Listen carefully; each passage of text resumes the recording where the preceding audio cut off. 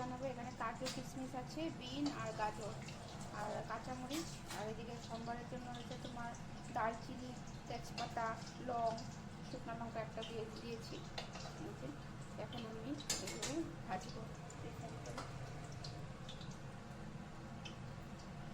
এই যে গাজরটাকে এখন ভাজছি, তারপরে তোমার বিনটাকে ভাজবো।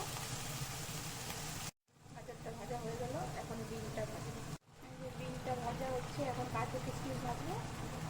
আর বাসমতি চালটা আরেকটু আমি ভাত বানিয়ে করি আর কি, ভাত বানিয়ে রেখেছি বাসমতি চাল দিয়ে। এখন তারপরে এইসব হলে তার একসাথে দেখাচ্ছি তোমাদেরকে।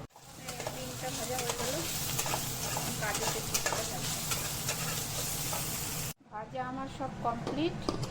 এখন এখানে ফোড়নে দিয়েছি দারচিনি, তেজপাতা, লবঙ্গ আর এলাচ।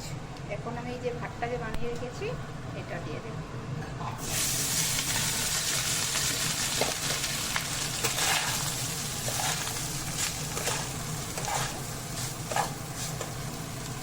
ভাজা হয়ে গেছে, এখন সব সবজি দিয়ে মিক্সড করব। কাজু, বিন, গাজর, কিশমিশ ভেজে রেখেছিলাম, সব একসাথে দিয়ে এখন মিক্সড করে দেব।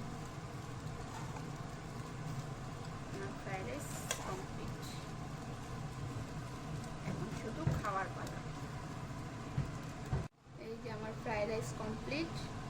আজকে জমিয়ে আড্ডা হবে, আলুর দম, কাশ্মীরি আলুর দম আর ফ্রাইড রাইস। জয় শ্রীরাম। বাই বাই বন্ধুগণ।